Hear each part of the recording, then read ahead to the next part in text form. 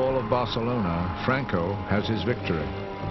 By winning what is called a dress rehearsal for the greater war to come, Franco buttresses Hitler's maniacal plans for world conquest.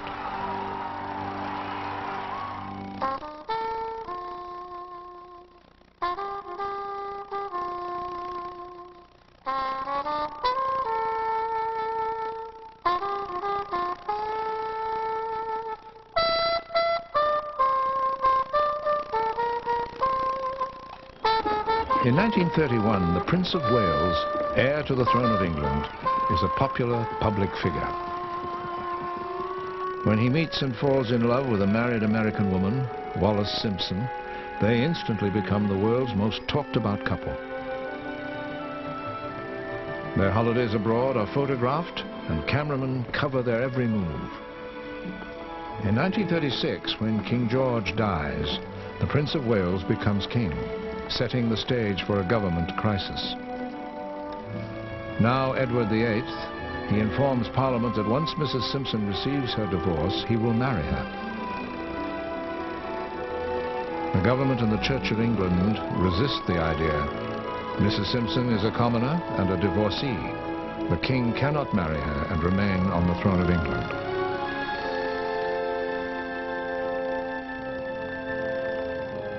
The British public, hearing of the crisis, sympathizes with their new king. Finally, he addresses a stunned nation. A few hours ago, I discharged my last duty as king and emperor. I have found it impossible to carry the heavy burden of responsibility and to discharge my duties as king as I would wish to do, without the help and support of the woman I love. After his abdication, Edward, now the Duke of Windsor, marries Wallis Simpson in France. For the rest of their lives, they travel widely, enjoying what the tabloid press calls a fairy tale existence. Many in England believe the Duke has betrayed his country by breaking with ancient tradition. Others find their tale to be a love story for the ages.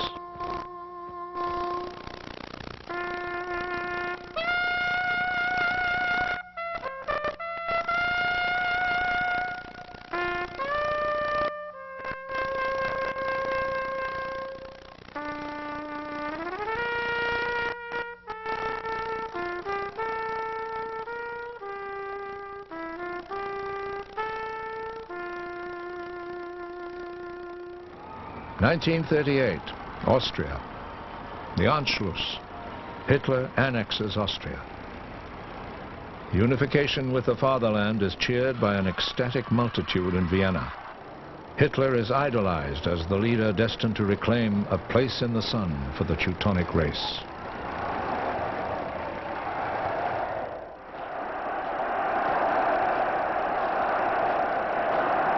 His boasts of Germany's military might carry more ominous overtones than ever before.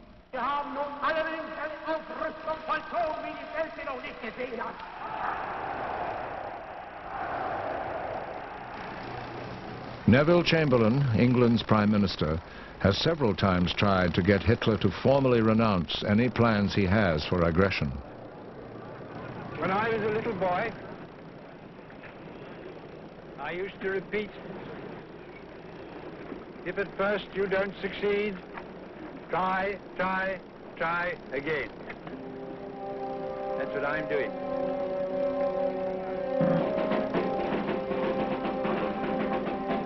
Rumor of an imminent attack on Czechoslovakia once again sends Chamberlain to petition Hitler for peace.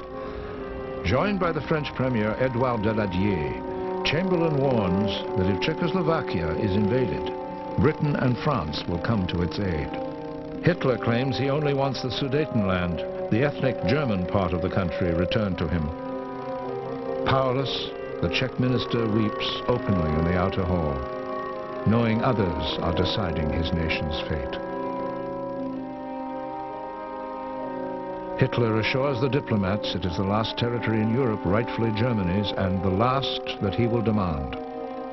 If they let him have the Sudetenland, he says, he will sign an agreement to that effect.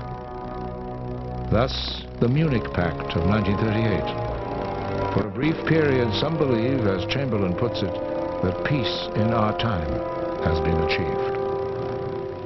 I had another talk with the German Chancellor, Herr Hitler. And here is the paper which bears his name upon it as well as mine. We regard the agreement signed last night and the Anglo-German naval agreement as symbolic of the desire of our two peoples never to go to war with one another again. The French Premier also returns to a grateful, relieved people. In private, he expresses his shame for the appeasement of a dictator whose word is worthless. The President of Czechoslovakia, Eduard Beneš, upon hearing his country has been betrayed by the English and French, resigns in protest. Within a month, Hitler enters the German-speaking Sudetenland. He receives a hero's welcome. Through intimidation and strategy, the Führer extends his domination of Europe without committing his trained and eager troops to battle.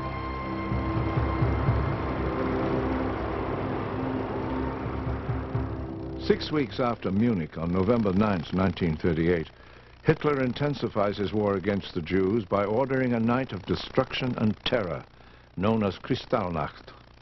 300 synagogues are burned, 7,000 Jewish businesses are destroyed. More than 30,000 Jews are arrested and sent to concentration camps. Across the Atlantic, Americans distract themselves, if only for a while, from the news of Hitler's tyranny by dancing to the new swing music of Benny Goodman, playing the board game Monopoly, or listening to Kate Smith, the First Lady of Radio, sing Irving Berlin's God Bless America. Americans feel blessed. Their homegrown Joe Louis knocks out the German Max Schmeling. Georgia's Bobby Jones has already achieved golf's Grand Slam. And Babe Zaharias is a new sports sensation. Ted Williams makes his debut with the Red Sox. Joe DiMaggio continues with the Yankees.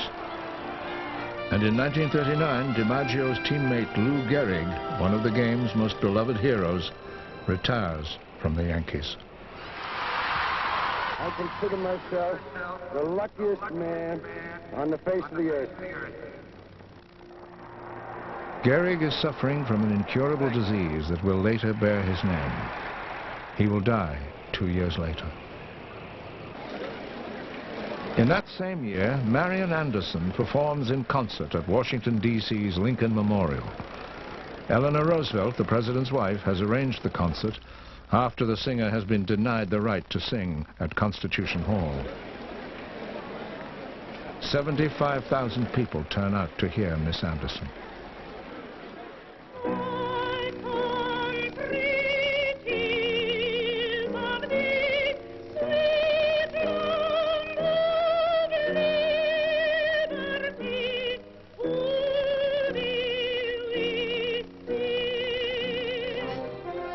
It is also in 1939 that Americans and travelers from abroad thrill at the prospect of freedom and promise at the New York World's Fair.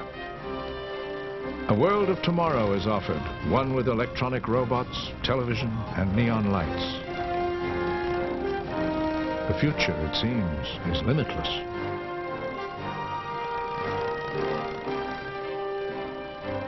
War may be imminent in Europe, but for now, Americans are content to escape that reality by remembering its own past. Fiddle-dee-dee. War, war, war. This war talk's spoiling all the fun at every party this spring. I get so bored I could scream. Someday I want you to say to me the words I heard you say to Ashley Wilkes. I love you. That's something you'll never hear from me, Captain Butler, as long as you live. With Vivian Leigh as Scarlett O'Hara, Margaret Mitchell's novel Gone with the Wind comes to the screen in 1939. It mesmerizes a nation. You go. Where shall I go? What shall I do? Frankly, my dear, I don't give a damn.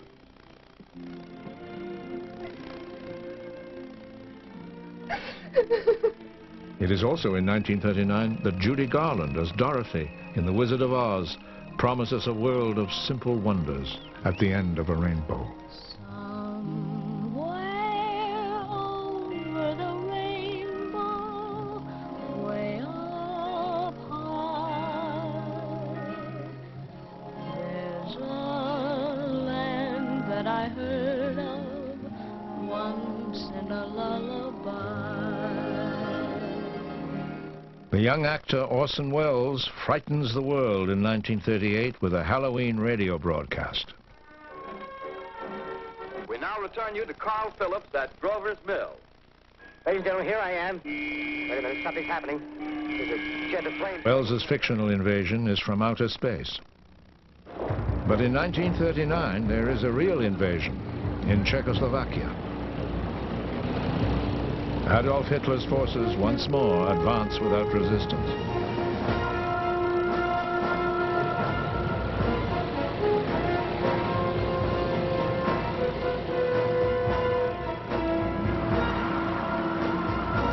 Then Hitler shocks the world when he signs a non-aggression pact with a sworn enemy, Joseph Stalin.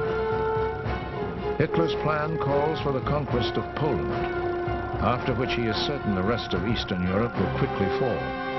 Stalin, who covets Poland's eastern borders, becomes a willing, if strange, bedfellow. On September the 1st, 1939, the Soviet Union joins Germany in an all-out military assault on Poland.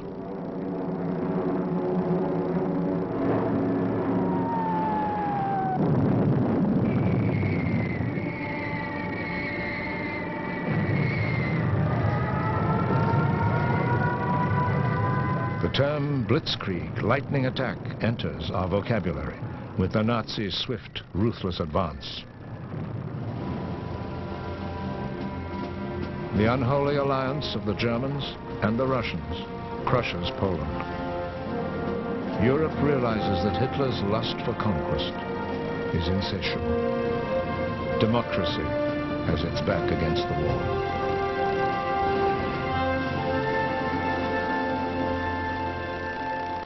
After Hitler's devastating invasion of Poland in 1939, Britain and France declare war on Germany. World War II begins. The United States, as it did at the start of the First World War, remains neutral. Hitler continues his terrorism against the Jews in Poland. When an officer warns him about public opinion, he tells him not to worry. Who, after all, he says, speaks today about the annihilation of millions of Armenian civilians during World War I? In England, the British evacuate the children of London in anticipation of German air raids. 650,000 youngsters are sent to the countryside, some to live with relatives, many with strangers.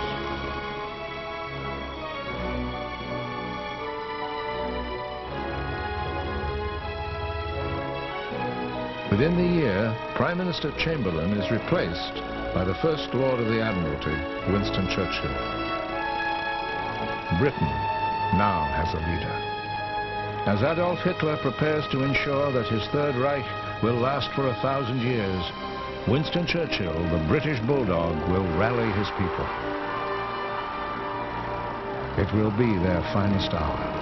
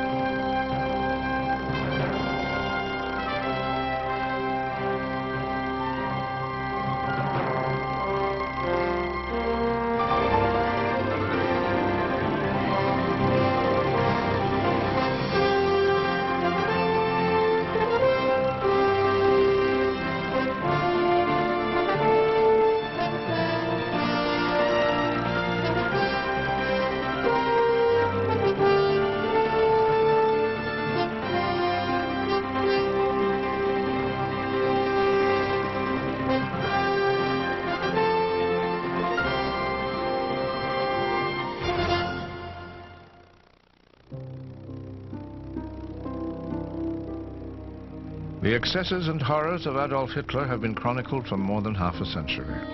No account of those dark days, however, is more moving than that of a young Jewish girl from Amsterdam. She never came face to face with the man who thought her race was Untermenschen, subhuman, but the experiences she recorded in her diary while hiding from the Nazis later touched the souls of millions around the world. Anne Frank and her family were seized from an Amsterdam attic in 1944 and sent, like millions of others, Jews, gypsies, homosexuals, and political dissidents, to concentration camps. Over 11 million people died in the gas chambers and ovens of camps like Auschwitz, Treblinka, and Bergen-Belsen. I see the world being turned into a wilderness. I hear the approaching thunder. I can feel the suffering, and yet I think that it will all come right and that this cruelty will end. Anne Frank and her sister Margot died at the Bergen-Belsen concentration camp 2 months before the British liberated that camp. Anne was only 15 years old. Her diary, one of the spiritual classics of the 20th century, is more than just an account of the days she spent as a young teenager in hiding, more than a chronicle of mankind's darkest times. Her story is a testament to human endurance, to the ability of humankind to persevere. Her gentle assertion that no matter what, she still believed that people were, in the end, good at heart, is one of the few good things to come out of Hitler's war against humanity. There's not much to celebrate in the dark years of World War II. After all, Anne Frank and millions of others died in concentration camps, but her voice in her diary, innocent and clear, speaks to the best in us. She and her indomitable spirit are a cause to contemplate and celebrate.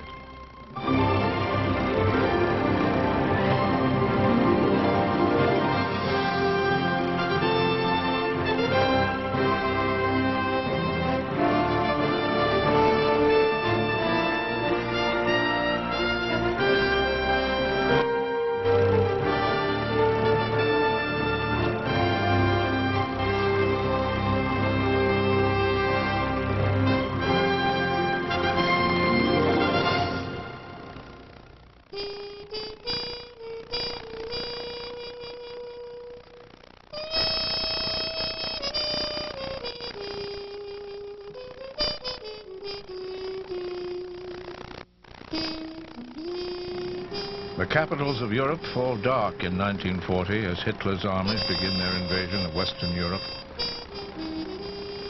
In England, Winston Churchill becomes Prime Minister, committing his blood, toil, tears, and sweat to the struggle against the Nazi leader.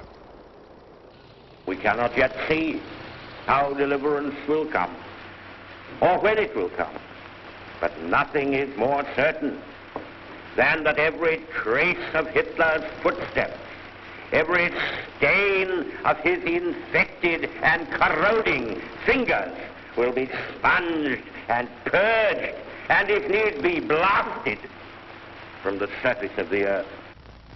Rallying America against the Nazi threat, President Franklin Roosevelt remains optimistic.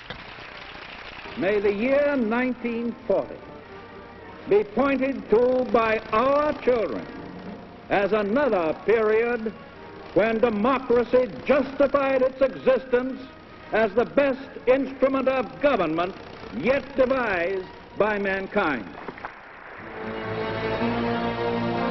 Hitler, more popular than ever in Germany, has other ideas. He tells the German people that the Jewish capitalistic world will not survive the 20th century. On May 10th, 1940, Hitler invades the Netherlands and Belgium. Denmark and Norway are already under siege. Denmark falls in 1 day, the Netherlands in 5. Norway surrenders after 63 days. The Blitzkrieg, a lightning attack of extraordinary ferocity, rose to victory after victory. The Nazi onslaught drives British and Allied armies back to the sea at Dunkirk. All, it seems, is lost. Then comes Operation Dynamo. From May the 26th to June 4th, every available boat in England crosses the Channel to attempt a rescue of the trapped armies. Braving Nazi bombings, they come in motorboats, tugboats, trawlers, paddle wheelers, ferries, and yachts. A citizens' navy that Winston Churchill dubs the Mosquito Armada. They steal from Hitler what might have been his biggest victory. The Allied armies survive. They will return to fight another day. This successful evacuation of 340,000 battle-weary troops who had been cornered on the beaches just south of the Belgian border is called by Winston Churchill a miracle of deliverance. It is indeed one of Britain's greatest military achievements. But amidst the euphoria of escape, Churchill is quick to point out that wars are not won by evacuation. He calls upon the British to fight on the beaches and to never surrender. The Belgians, however, do surrender. And on June the 14th, 1940, Paris falls. Hitler personally enjoys his victory. He celebrates by returning to France to repudiate the German surrender in World War I. The shame of that defeat, in his mind, is now erased. He turns his attention to the conquest of Britain. Hitler plans for the subjugation of Britain, first by air, then land. He tells his generals that England will be vanquished by August 15th. It starts in July, but it is not over in August. There will, in fact, be no invasion.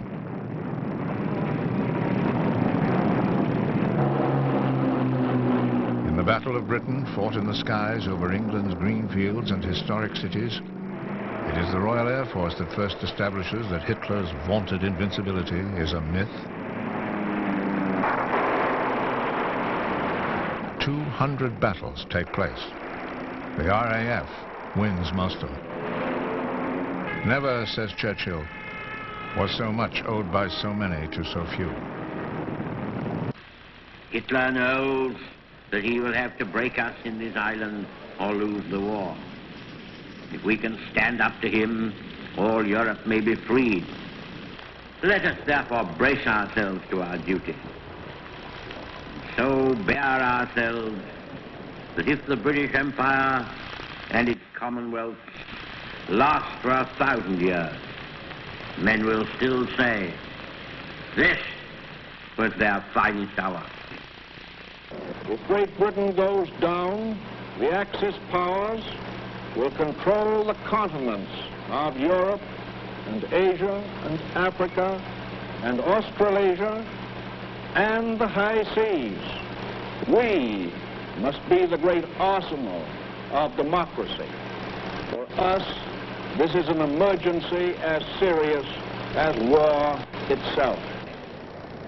Though most American people approve of FDR's Lend-Lease aid to Britain, many are content to view Hitler through the eyes of Charlie Chaplin. The irony of Chaplin's moustache matching Hitler's escapes no one. In 1941, Americans are also consumed with another kind of battle, an on-screen battle of the sexes. In Hollywood, the young Orson Welles is at work on Citizen Kane. In his film, Welles explores what forces shape a man.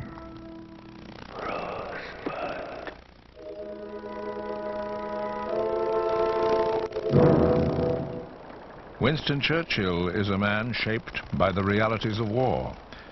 When he meets Franklin Roosevelt on a cruiser in the North Atlantic in 1941, he meets a man shaped by his personal triumph over polio.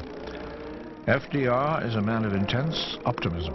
Churchill says, meeting him is like uncorking a bottle of champagne.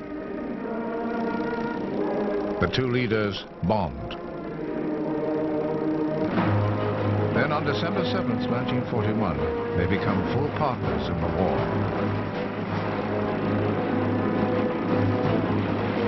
With the words, climb Mount Nitaki, the Japanese launch a surprise attack on Pearl Harbor in Hawaii.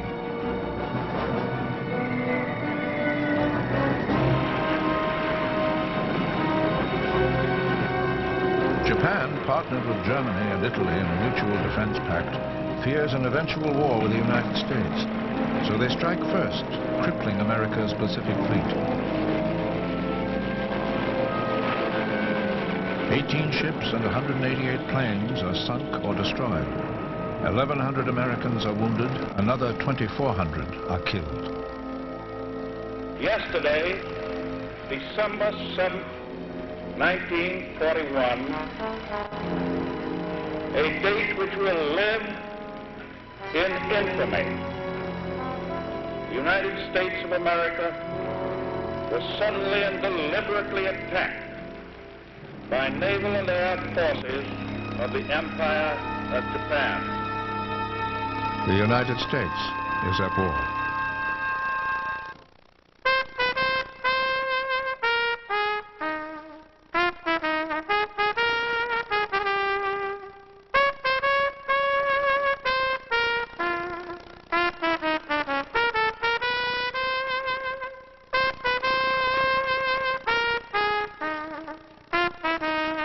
Immediately after the attack on Pearl Harbor, the Japanese Admiral Yamamoto says, "I fear all we have done is awaken a sleeping giant." Let's remember Pearl Harbor as we go to meet the foe. Let's remember Pearl Harbor as we did the Alamo. A week after Pearl Harbor, half the world's population is at war. In the United States, Roosevelt's arsenal of democracy produces the machinery for that war. In 1942, FDR wants more ships, more planes, more tanks, more guns. Let no one say it cannot be done, he implores. It must be done. And women help do it. 6 million of them roll up their sleeves and join Rosie the Riveter on the nation's assembly lines. They respond to the call to praise the Lord and pass the ammunition so we can all stay free.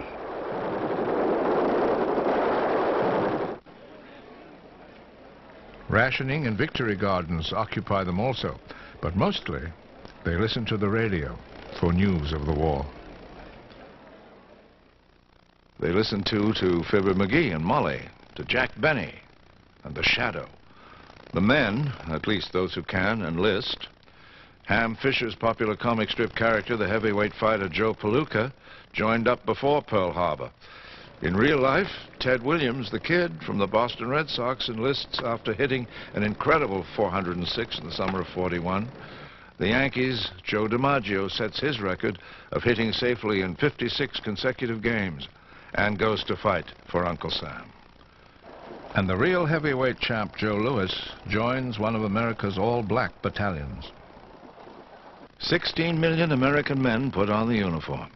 Many of them buy diamond engagement rings, which cost $50 at the time, for the girls they're leaving behind. For many Americans, the immediate focus of the war is in the Pacific.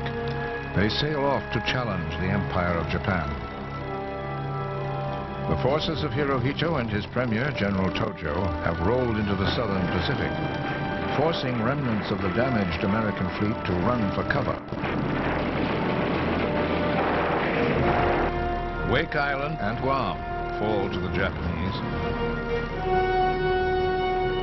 Next, the islands of the Philippines fall, one after another. General Douglas MacArthur retreats to the island of Corregidor. On March the 11th, he is ordered to abandon the Philippines, leaving behind many who perish in the Bataan Death March. 10,000 Americans died during the brutal and tortuous journey to a Japanese prison camp. MacArthur withdraws to Australia to reorganize. I said to the people of the Philippines, I shall return. Later that year in North Africa, another American general goes into battle. Dwight Eisenhower, who on December 7th told his wife at breakfast in Texas, "I'm going and I don't know when I'll be back," reinforces Field Marshal Montgomery